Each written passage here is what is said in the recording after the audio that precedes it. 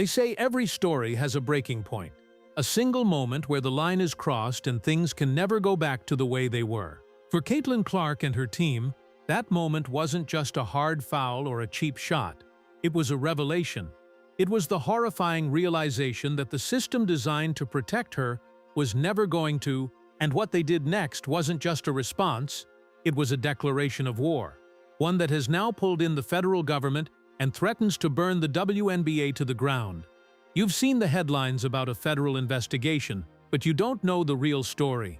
You don't know about the final straw. The one incident so insulting, so dismissive, that it forced Clark's team to go nuclear. The league thought this was a basketball issue. They were wrong. This is about a coordinated campaign, a conspiracy of silence, and a fight for survival that has now become a federal case. I'm going to show you the secret moment that triggered it all, the one the WNBA is praying you never discover. To understand the breaking point, you have to understand the torture that led up to it. This wasn't just one or two bad plays. This was a systematic, calculated campaign to physically dismantle Caitlin Clark in front of the world. And the numbers don't just suggest it, they scream it. In a league with hundreds of players, Caitlin Clark has been on the receiving end of a staggering 17.6% of all flagrant fouls in the 2024 season. Think about that. One player is absorbing nearly a fifth of the league's most dangerous plays. That isn't a statistic, it's a target. We all saw the evidence mount, clip by excruciating clip. Chennedy Carter's blindside shoulder check that sent Clark to the ground during an away-from-the-ball play. We saw Angel Reese wind up and make contact with her head during a shot attempt. We saw Marina Mebry shove her with a force that belongs in a hockey game, not on a basketball court. Over and over, from different teams and different players, the message was the same. We are trying to hurt you.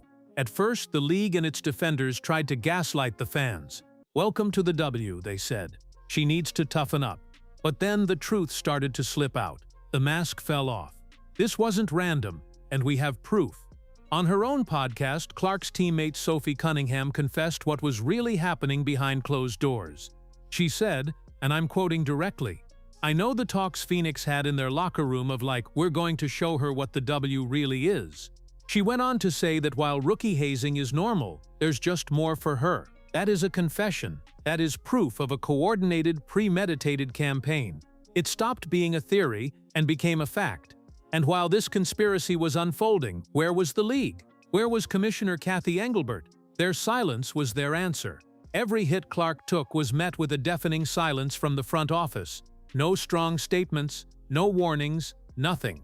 They just watched as their single most valuable asset, the woman single-handedly responsible for a 500–900% spike in merchandise sales and a 300% jump in viewership, was treated like a human piñata.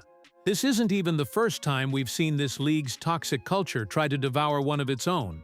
Years ago, former star Candace Wiggins told the world she was bullied out of the league for being straight.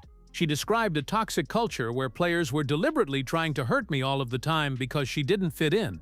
At the time, they brushed her off. They called her an exaggerator. But now, her words feel like a chilling prophecy of what Clark is facing. A culture of jealousy and resentment so strong that it manifests as physical violence. And you can see that jealousy in the numbers. The fans, the people who actually matter, voted for Clark for the All-Star game, giving her a record-breaking 1.3 million votes. But when the players, her own peers, voted, they ranked her 9th among guards. 9th, let that sink in. The fans see a superstar, but the players see a threat they need to eliminate. It's a level of disrespect so profound it can only be explained by one thing: pure, unadulterated jealousy. But here's the part of the story they never saw coming. While the league was silent and the players were conspiring, Caitlin Clark's team was working. They weren't just taking the hits, they were documenting them.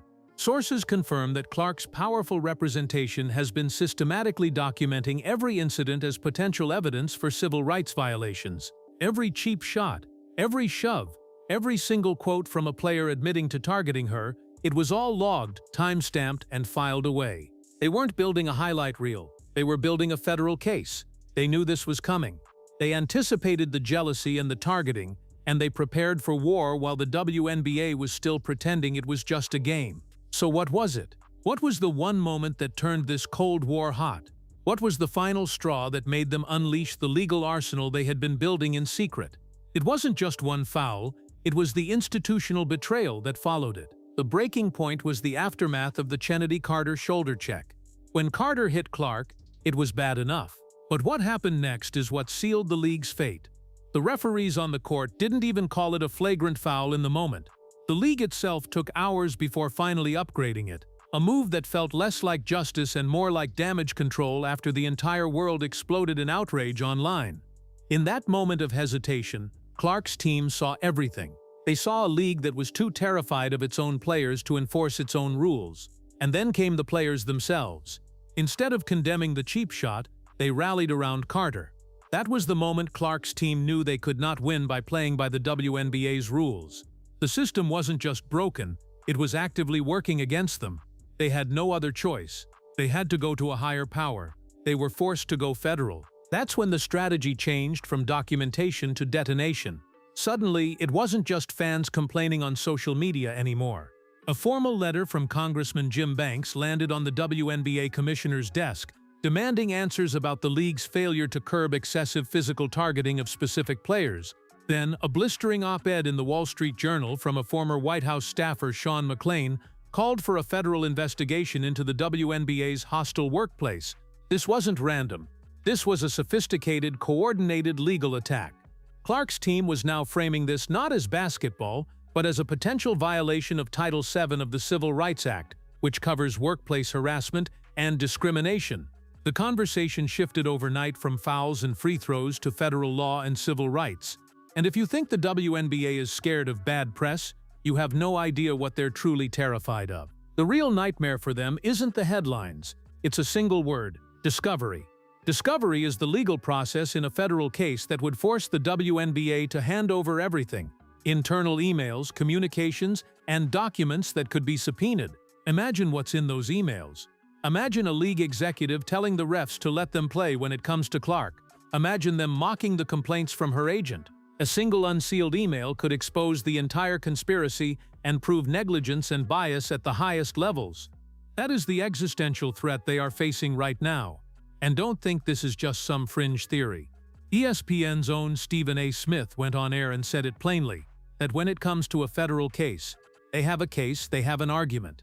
The most powerful voices in sports are looking at this and admitting that the line between competition and harassment has been crossed. The final straw wasn't just the foul. It was the moment of clarity when Clark's team realized the WNBA's silence wasn't a mistake.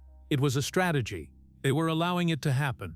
Now the whispers in Washington are getting louder. Sources suggest federal agencies are already conducting preliminary reviews based on the documented evidence and congressional pressure. The question is no longer if the WNBA will be exposed, but when. The federal case they were forced to build is a ticking time bomb. And every day the league stays silent, the fuse gets shorter. They thought a few cheap shots would put a rookie in her place. Instead, they may have triggered a revolution that will hold them accountable. The secret is out. The breaking point has been passed. And the next leak might not just be a story. It might be the email that brings the whole house of cards crashing down.